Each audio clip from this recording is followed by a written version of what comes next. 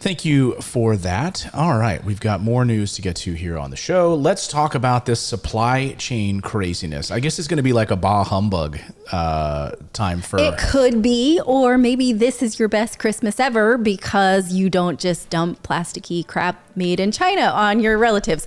That is sort of your option right now because retailers are saying we cannot do discounts this year. Now, why? They don't even know if they can meet the demand for the products they've got now. They can ill afford it. They're not even sure what they can sell. This means that retailers are seeing the effects of full priced items for the first time. And guess what? They like it. This means that people are buying less and also buying more experienced gifts. The Wall Street Journal is warning that there will not be discounts on things like Nike, Coach bags, Sony TVs, what else? Ralph Lauren polo shirts. I mean, it's like very small violin playing for this tragedy, right? But Adobe tracks visits to online stores, and they say that out of stock messages online are up 172% from this January. That means you go to buy an item and it says out of stock, out of stock. That's happening 172% more times throughout the year. Apparel is the number one out of stock category, followed by sporting goods, baby products, and electronics. Adobe says that the discounts they do see online right now are between 5 and 15% instead of the normal 10 to 30%. I wonder what Black Friday is going to look like. You know, those Black Friday deals, are they just going to be non-existent? Well, a lot of times those prices are inflated in order to be deflated, right? Right. But, you know, I'm always banging this drum is that we don't pay the price of things so that we buy more crap instead of the actual like price of the good that's sold, that's good for the earth, that's good for, right? We don't do that. We pay a cheaper price that then has human, like the human sacrifice on it from the truckers, from the chemicals that go in it, from the animals that are hurt, from, like across the board, we just don't do it. And we pick up a copious amounts of cheap crap. And this is the year where we won't be able to. And people are saying, well, you know, I'm going to buy less, or I'm going to go on an experience gift, or take a trip. I'm of two minds. minds. Well, and thank wages. Right. I guess I'm of two minds. I'm kind of curious on this. If these companies are really hurting, right? It seems like they're hurting. They can't find the labor, and yet they're seeing record profits. Uh-huh. We have a week of earnings this week where we're set to see a records profits for these retailers, these retail chains. They're charging at regular value. They're not giving these 30% discounts, so they're doing really well. And yet they're crying that they don't have the labor. They have these labor shortages. It's interesting. I feel like something's out of whack here. Something's missing from this whole equation. I can't What do you quite mean? put my Why can they make profits when they can't get workers? Like, sorry, hold on a second. Grover's answer is? Yeah. Grover hears a doorbell. Well, it's because they are charging full price for these items, so that they don't need to sell 5. They can sell 2 and make the same profit margin, right? So they don't need the same number of employees in order to move 2 products as they do 5. It makes sense to me. I see the consumer price index, right? So consumers are spending money like crazy right now. Yeah. There's so much money in people's pockets. And I know, like, you might be watching saying, boy, I wish I had money in my pocket. But that's the thing. It's all out of whack. So consumers are spending more than ever right now. And there's a lot of analysts who think that these retailers are going to have like the Christmas of their lives this Christmas, because these retailers are going to explode with profits. Yet we're still in a pandemic. We have millions of people without a job. Retailers are complaining they don't have the labor. Something is missing in this equation. I can't quite put my finger on it. What about that? You don't believe that they are charging full price, or that they should, or that they have to? You don't think they have to charge full price? No, I don't think that they have to charge full price. I think that this is a total canard. I think that what you're seeing is record profits. And I think what you're also hearing from analysts on Wall Street is that, you might need to just maybe cut your margins a little bit.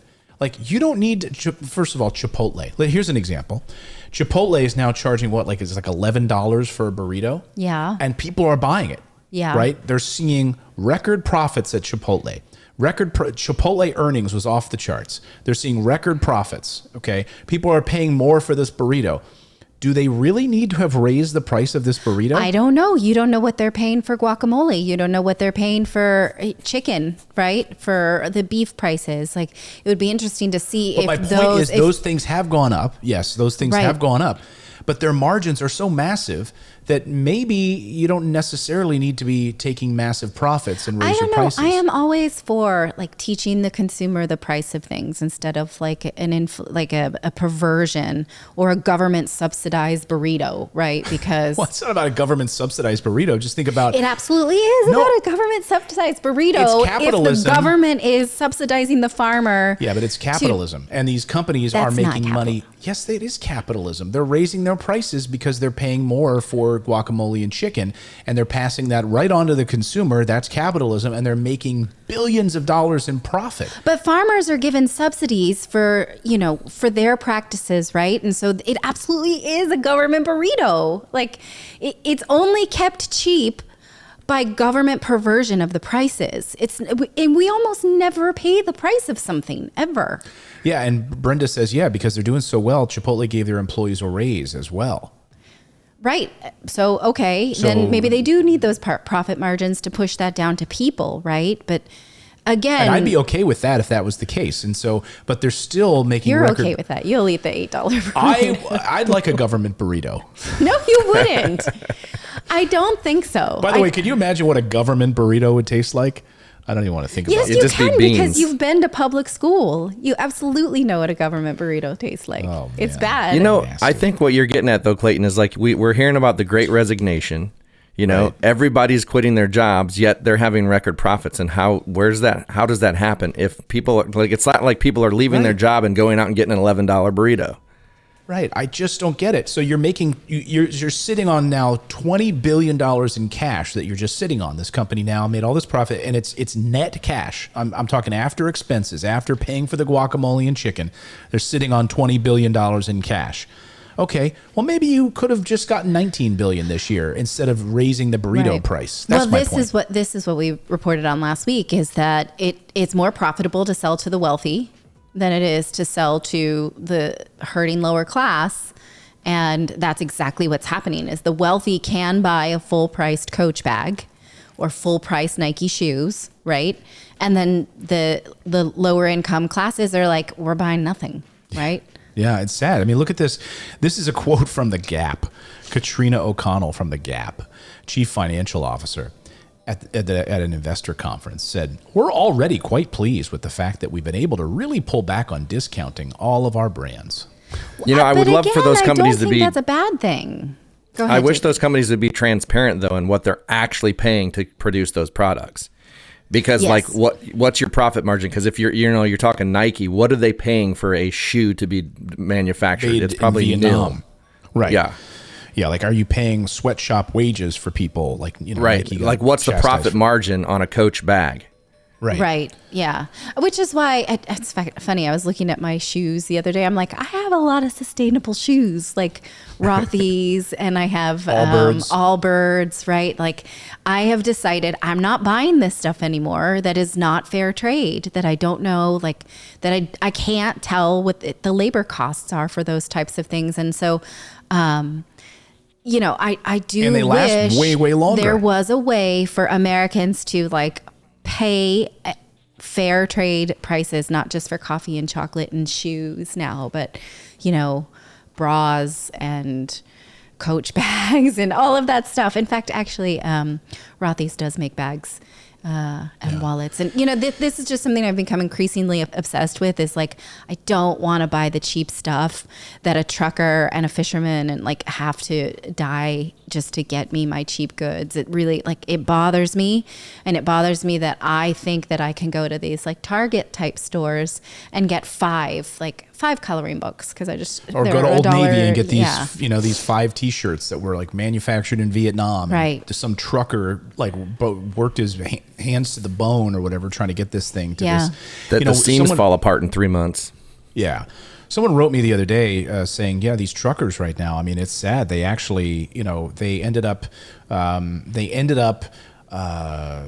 Sorry, I got a message coming through. They ended up not even getting paid, and they're being asked to work these additional shifts right now, and not even getting paid for it right now, so that we can get our crap from China or these crappy made clothes from Old Navy. Yes, I again refer everybody to the book, The Secret Life of Groceries. And please read the chapter on truckers, and you will think differently about everything you touch. Even if you're the kind of person like me who is like, well, I grow my own lettuce, so my lettuce doesn't come in a bag, triple washed. I do it myself. The seeds were trucked to me. I didn't just manufacture seeds. I certainly did not sow them in the wild. Yeah. Everything you touch has a human cost. Belinda Edwards says, all the large size bras are ugly. What's up with that? Yes. What is up with that? Yeah. And also, I have tried really hard to buy sustainable bras, and I cannot find a way to yet because I need the industrial style. Corin Evans says, I love the way your wife makes you think about your perspective. Thank you so much, Corin. Yes, she's a wonderful wife. Someone else said, Maria said, my husband is a trucker. I'm curious, Maria, let us know in the chat, like, what is he experiencing right now? Is he working just way longer hours and being paid less? I'd love to hear your perspective on that. I just want to end on this one quote here in this Wall Street Journal piece. I think this is really telling. While supply chain disruptions are the main reason for the product shortages, some brands took steps before and during the pandemic to price items more strategically, either by reducing the amount of goods they sell or using data to better target promotions to select customers. Doesn't that kind of say it all? It's like we're using big data to basically increase prices, targeting the right people, even though we don't necessarily need to do this. And we can blame it on the pandemic, by the way. Like, Chipotle, again, I come back to Chipotle, which I love, but we can blame it on the pandemic. We can blame it on supply chain shortages. And yet some of these things were already strategically put in place well before this. But again, you're saying this as if it's a bad thing to sell fewer high quality things, right? No, that's if not they what were I'm high saying. quality. If they were high most quality. of the stuff is not high quality is the problem. Yes, you're absolutely right. But like there's a People quote aren't in here going to from Home Black Depot Friday. saying, go ahead. Well, I was just going to say, people aren't doing Black Friday sales at high-end stores where you actually get good products. Yeah, that's the thing. So I look at this and I say, okay, so Chipotle, you raised your prices, but your profits are off the charts. Well, okay. Well, maybe. And you said wages went up too, just out of curiosity. Yeah. So Yes. they increased But by how wages. much? Like, what were they making, and then what'd they go to? Do you know? I think they got an additional $2 an hour. I think because we did the story here on the show a few months ago. I don't remember. I remember talking about it. Yeah.